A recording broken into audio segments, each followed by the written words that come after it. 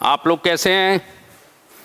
आज मैं पुनः जो है कुल मिला के कहीं ना कहीं अपने वही भारत का संवैधानिक इतिहास टॉपिक के साथ आया हूं और मेरा विश्वास है कि कहीं ना कहीं निश्चित रूप से कॉन्स्टिट्यूशनल डेवलपमेंट ऑफ इंडिया जो हम लोग पढ़ रहे हैं उसमें मैंने आपको बताया था कि कुल मिला के कहीं ना कहीं दो पार्ट में ये पोर्शन पढ़ा जाता है। पहला कंपनी का शासन है, यानी कानून तो ब्रिटिश संसद में ही बन रहा है लेकिन इसको इंप्लीमेंट यहां पर कंपनी कर रही है, ईस्ट इंडिया कंपनी कर रही है। और इसमें कुल मिला के कल हम लोगों ने 1773 का रेगुलेटिंग एक्ट पढ़ा था, 1781 का अमेंडमेंट एक्ट पढ़ लिया है, 1784 का पिट्स इंडिया एक्ट पढ़ लिया, 1786 का फिर अमेंडमेंट एक्ट आया। ये सब चीजें हम लोग पढ़ चुके हैं। इस पोर्शन को बाद में हम लोग पढ़ेंगे। इसके बाद अब आता है कि कुल मिला के अगला जो है कुल मिला के हम लोग इसी के तहत जो है कंपनी के शासन के अंतर्गत जो सुधार पढ़े जा रहे हैं उसमें आज हम लोग पढ़ रहे हैं कि 1793 का चार्टर एक्ट, आदेश पत्र। क्योंकि 1793 के चार्टर एक्ट में इंपॉर्टेंट बात क्या है यह हमारे लिए जानना बहुत जरूरी है। कोई बहुत इंपॉर्टेंट चीज नहीं है चार्टर एक्ट में, लेकिन फिर भी कुछ बातें इंपॉर्टेंट हैं। पहला तो 1793 के चार्टर एक्ट में पहला ही प्रोविजन यह आ चुका है कि कंपनी के शासन को आगे 20 वर्षों के लिए पुनः रिन्यू किया जाएगा। यानी जो भारत में कंपनी का शासन है, ब्रिटिश संसद जब ये चार्टर एक्ट कुल मिला के पारित हो रहा है ब्रिटिश संसद से, तो इसमें कहा गया कि जो ईस्ट इंडिया कंपनी जो भारत में शासन कर रही है उसको 20 वर्षों के लिए और रिन्यू किया जाता है, उसको शासन करने का 20 वर्षों के लिए और अधिकार दिया जाता है। पहला इस 1793 के चार्टर एक्ट में आया। दूसरा इसमें क्या प्रावधान आ रहा है, दूसरा प्रावधान भी बहुत इंपॉर्टेंट है। 1786 का कुल मिला के अमेंडमेंट एक्ट आप पढ़िए और उसमें कार्नवालिस को जब बुलाया गया था तो कार्नवालिस ने कहा था कि मुझको एक पावर मिलना चाहिए कि मैं अपने काउंसिल के निर्णयों के खिलाफ वीटो कर सकूं। 1786 में गवर्नर जनरल बनाने के लिए कार्नवालिस को बुलाया कि भाई आओ, तो उसने कहा देखो भाई कुल मिला के दो अधिकार चाहिए। पहले तो मुझे कुल मिला के अपने काउंसिल के निर्णयों के खिलाफ भी अगर कोई दिक्कत आए तो मैं डिसीजन ले लूं, वीटो कर सकूं, और दूसरी चीज को कुल मिला के सेनापति का पद मिलना चाहिए। तो इस तरह से अब जो दूसरी चीज है कि गवर्नर जनरल, ये जो 1786 में कार्नवालिस को जो अधिकार दिया था कि अपनी काउंसिल के निर्णयों को वीटो कर सकता था, यानी काउंसिल के निर्णयों के खिलाफ डिसीजन लेकर इंप्लीमेंट कर सकता था, इसको कंटिन्यू कर दिया गया। पहला प्रोविजन क्या है कि 1793 के चार्टर एक्ट में पहला प्रोविजन है कि कंपनी के शासन को आगामी 20 वर्षों के लिए अधिकार दिया गया कि भाई भारत से शासन करिए, भारत में शासन करिए, भारत में व्यापार करिए। और दूसरा कुल मिला के कहा गया है कि अब गवर्नर जनरल अपनी काउंसिल के निर्णयों को वीटो कर सकता है, जैसा कि कार्नवालिस को 86 में मिला था। अब आने वाले गवर्नर जनरलों को वही अधिकार कहीं ना कहीं प्रदान कर दिया गया। तीसरा इसमें जो सबसे इंपॉर्टेंट बात एक और है, देखिए मैंने कल कहा था कि ब्रिटिश सरकार धीरे धीरे कुल मिला के अपना प्रभाव यहां स्थापित कर रही है। तो धीरे धीरे जब प्रभाव स्थापित कर रही है तो इसमें तीसरा प्रोविजन है, चाहे गवर्नर जनरल की नियुक्ति के संदर्भ में आए, चाहे सेनापति की नियुक्ति की बात हो, जरा समझिएगा। यानी गवर्नर जनरल की अगर भारत में नियुक्ति हो रही है, सेनापति की नियुक्ति हो रही है, या प्रांतों के जो गवर्नर हैं उनकी जो नियुक्ति हो रही है, प्रांतों में जो गवर्नर है जैसे मद्रास का गवर्नर है, बंबई का गवर्नर है, इनकी भी नियुक्ति हो रही है, तो ब्रिटिश सम्राट की सहमति होना आवश्यक है। यानी ब्रिटिश सम्राट की सहमति से ही भारत का गवर्नर जनरल, भारत में सेनापति और प्रांतीय गवर्नरों की नियुक्ति की जाएगी। इसका मतलब यह है कि वहां के सरकार अब एक तरह से कुल मिला के पूरी तरह से कुल मिला के मन बना चुकी है कि हम यहां पर कंट्रोल करेंगे। तो देखिए चार चीजें बात आ गई। पहला कि कंपनी के शासन को आगामी 20 वर्षों के लिए रिन्यू। दूसरा कि कार्नवालिस को जो राइट्स मिला था कि अपनी काउंसिल के निर्णयों के खिलाफ भी वीटो करके अपना कुल मिला के वीटो कर सकता था, वो आगामी गवर्नर जनरलों को भी मिला। तीसरा कि गवर्नर जनरल, सेनापति और प्रांतीय गवर्नरों की नियुक्ति जब होगी तो उसमें कुल मिला के ब्रिटेन की सम्राट की सहमति भी आवश्यक है। 3 पॉइंट। लेकिन इसमें एक चौथा पॉइंट बहुत इंपॉर्टेंट है, और भारत के आर्थिक शोषण का जो कुल मिला के हम लोग कहीं कहीं कंसेप्ट आगे पढ़ेंगे तो भारत का आर्थिक शोषण सिर्फ कुल मिला के व्यापार के माध्यम से ही नहीं हो रहा है। कंपनी के कर्मचारी चाहे ब्रिटेन में बैठे हो चाहे कहीं बैठे हो, पैसा उनको जो दिया जाएगा वो राजकोष, भारत के राजकोष से दिया जाएगा। ये उपहार लेकर भ्रष्टाचार करके तो ले ही जा रहे हैं। लेकिन आप देखिए, आपने 1784 में कुल मिला के जब पिट्स इंडिया एक्ट आया था, तो कल मैंने बताया था कि बीओसी यानी बोर्ड ऑफ कंट्रोल की, बीओसी सॉरी, 1784 में बीओसी नामक एक बॉडी बनी। बीओसी का मतलब है बोर्ड ऑफ कंट्रोल, यानी बोर्ड ऑफ कंट्रोल का कुल मिला के कहीं निर्माण हो रहा है। और मैंने कहा था कि बोर्ड ऑफ कंट्रोल में 6 मेंबर हैं। तो ये जो बोर्ड ऑफ कंट्रोल है और उसके जितने भी कर्मचारी हैं, यहां तो रहते नहीं है, वो रहते तो लंदन में है। यानी बोर्ड ऑफ कंट्रोल जो 6 कमिश्नर हैं, जिसमें 2 ब्रिटिश कैबिनेट के सदस्य हैं, इन 6 लोगों को और इस बोर्ड ऑफ कंट्रोल से जुड़े हुए जितने भी कर्मचारी हैं, इनको वेतन अब भारतीय राजकोष से दिया जाएगा। आप समझ लीजिए कितना बड़ा गड़बड़ हो रहा है कि 1784 में जो कुल मिला के पिट्स इंडिया एक्ट के तहत बोर्ड ऑफ कंट्रोल आया है, और उस कुल मिला के उस बोर्ड ऑफ कंट्रोल के जितने भी मेंबर हैं, साथ में उससे रिलेटेड जितने भी कर्मचारी हैं, उन सबको भारतीय राजकोष से वेतन दिया जाएगा। बड़ा विरोध हुआ इसका महाराज की। क्या मतलब है कि जो बॉडी कुल मिला के इंग्लैंड में बैठी हुई है, तुम उठाकर जो है भारत का पैसा जो है कुल मिला के लुटा रहे हो। बड़ा हो हल्ला हुआ। लेकिन भाई साहब, अंग्रेजी सरकार है यार, कहां मानने के लिए तैयार है।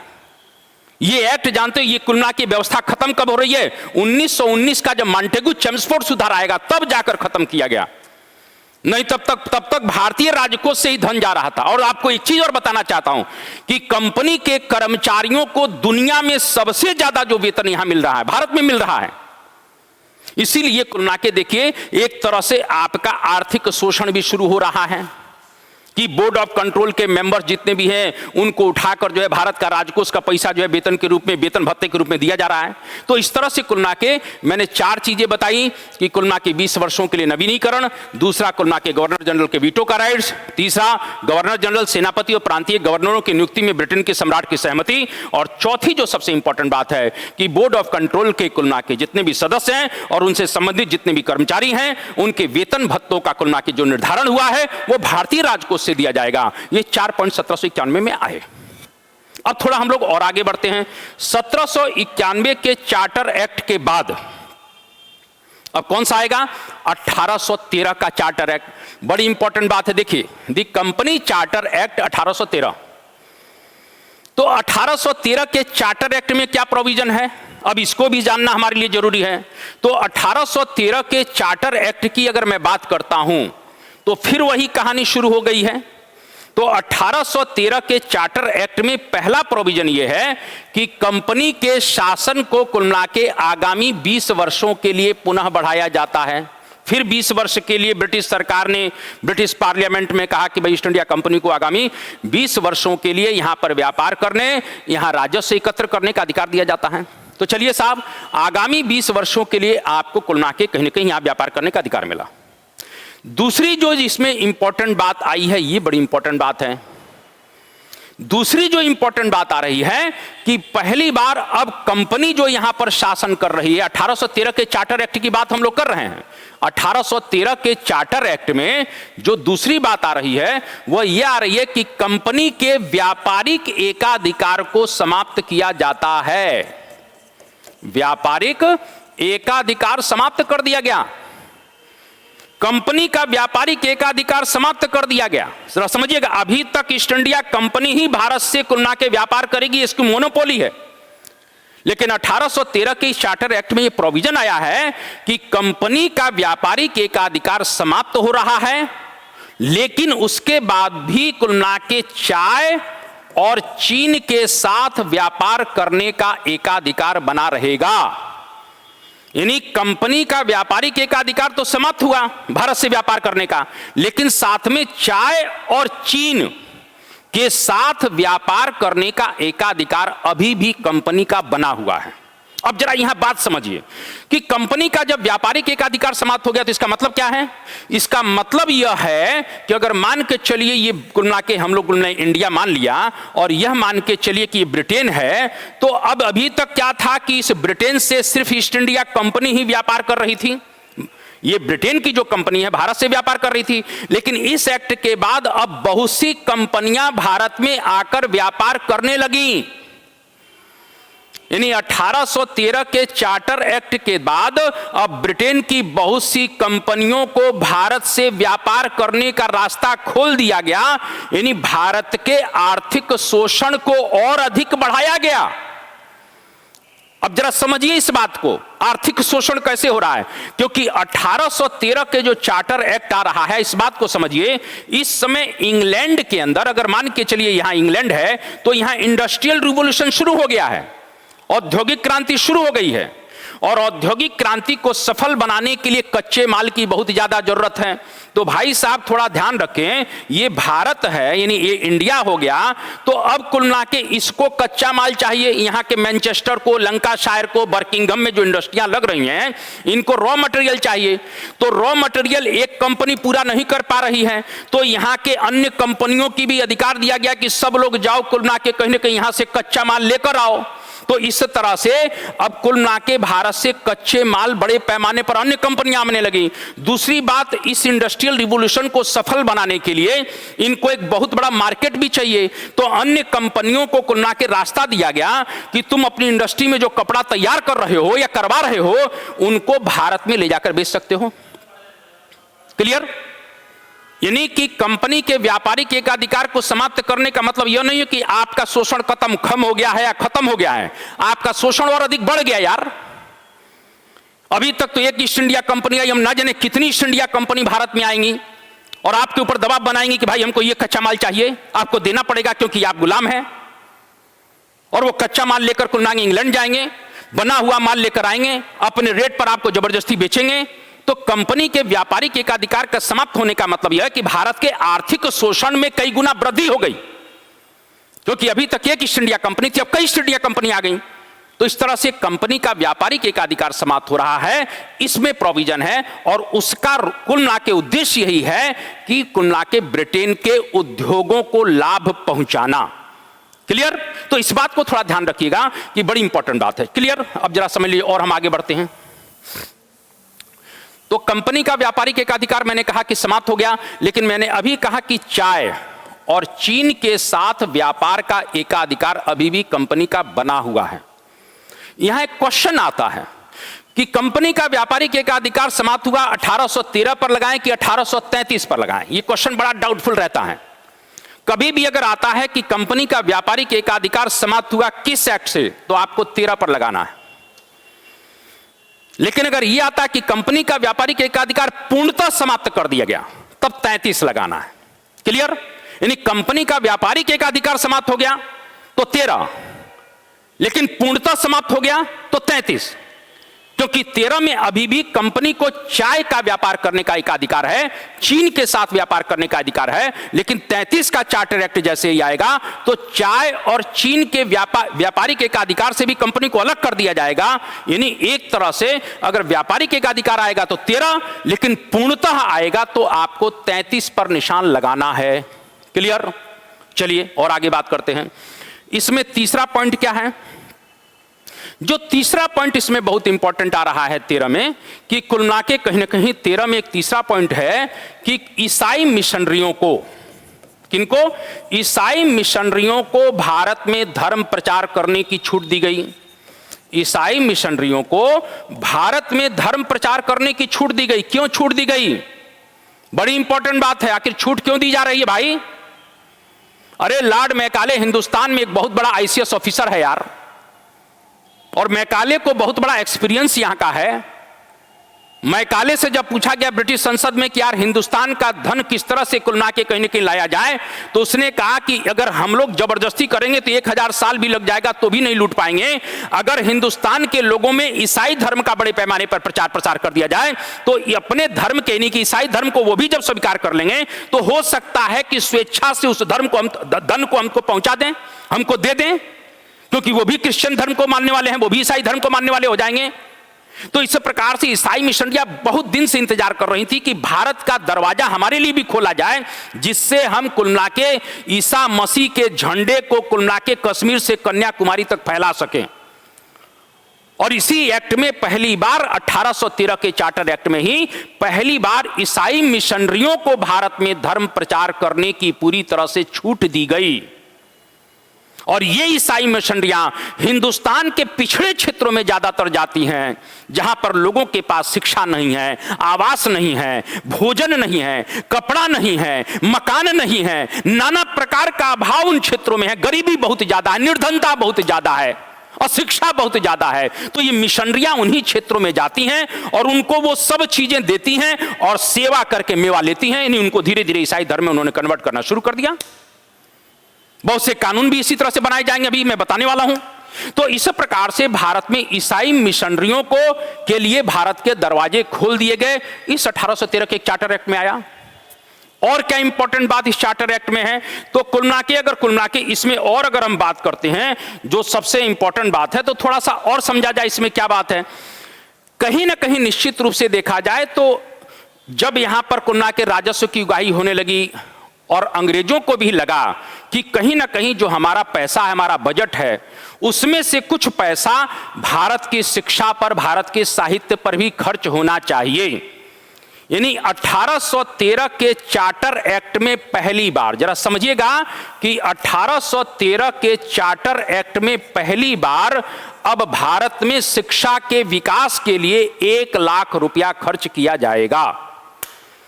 1813 के चार्टर एक्ट में पहली बार भारत में शिक्षा के विकास पर 1 लाख रुपए खर्च करने का प्रावधान है। इस तरह से मैंने क्या कहा कि 1813 के चार्टर एक्ट में बहुत सी चीजें जो जुड़कर आ रही हैं वो बहुत इंपॉर्टेंट हैं।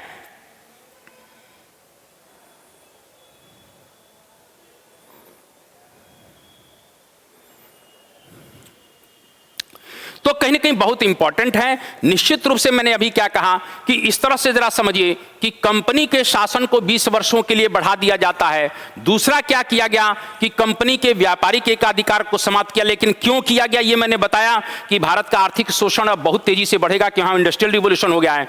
तीसरा, ईसाई मिशनरियों को भारत में धर्म प्रचार करने की छूट दी जा रही है। चौथा कि 1813 के चार्टर एक्ट में भारत में शिक्षा के विकास पर 1 लाख रुपया खर्च करने का प्रावधान है। पांचवी चीज इसमें जो इंपॉर्टेंट एक और बात है कि कुल मिला के कहीं की जो यहां पर सिविल सर्वेंट आ रहे हैं, अभी कुल मिला के आईसीएस का एग्जाम तो कंडक्ट नहीं हो रहा है। कल मैंने कहा था कि एक जो चीज बड़ी इंपॉर्टेंट है जिसका नाम है सीओडी, कोर्ट ऑफ डायरेक्टर्स, एक और चीज हो गई बॉडी बीओसी। तो यही लोग अपने चहेते लोगों को भारत में भेजा करते थे आईसीएस बनाकर कि भाई प्रशासन करो।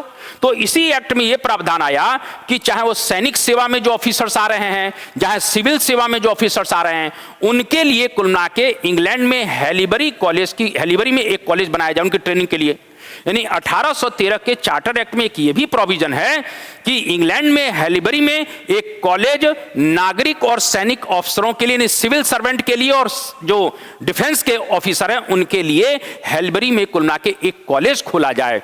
इस तरह से मैं ये कहना चाहता हूं कि कहीं ना कहीं 1813 के चार्टर एक्ट में ये बहुत इंपॉर्टेंट प्रोविजन है जो आपसे पूछा जा सकता है। तो हम लोगों ने अभी कुल मिला के मैं यही बात आपको कह रहा था कि थोड़ा सा देखा जाए तो 1793 के चार्टर एक्ट में मैंने आपको बताया कि 20 वर्षों के लिए रिन्यू कर दिया गया है। कंपनी के शासन को इस प्रकार से वीटो करने का अधिकार इसको मिला है। 1793 में बात करना हो, गवर्नर जनरल, सेनापति और प्रांतीय गवर्नरों की नियुक्ति में सम्राट की कहीं ना कहीं सहमति। और इसका जो सबसे खराब पक्ष था वह यह था कि बोर्ड ऑफ कंट्रोल और उसके जितने भी कर्मचारी हैं उनका वेतन भुगतान भारतीय राजकोष से किया जाएगा। तो 1793 अभी हम लोगों ने समझा और अंततः 1813 का चार्टर एक्ट समझा जिसमें 5 पॉइंट हैं। कंपनी के कुल मिला के शासन का अधिकार या व्यापार का अधिकार 20 वर्षों के लिए बढ़ाया जाता है। कंपनी के व्यापारिक एकाधिकार को समाप्त किया जाता है, लेकिन चाय और चीन के व्यापारिक एकाधिकार को बना रहा।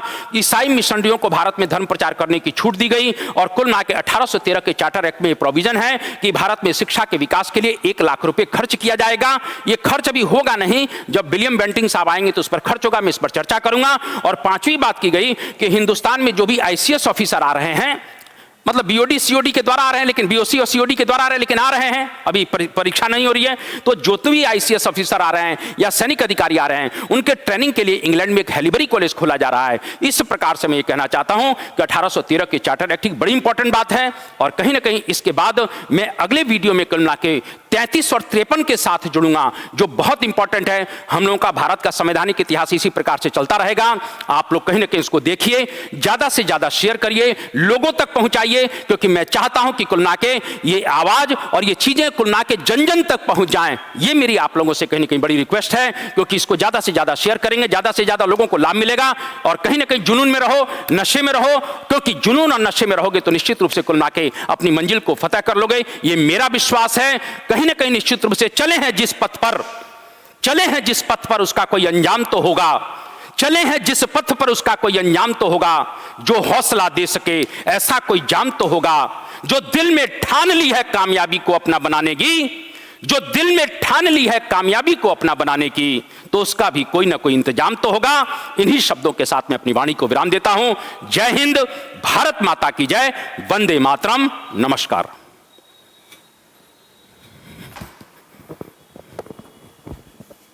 अरे रवि।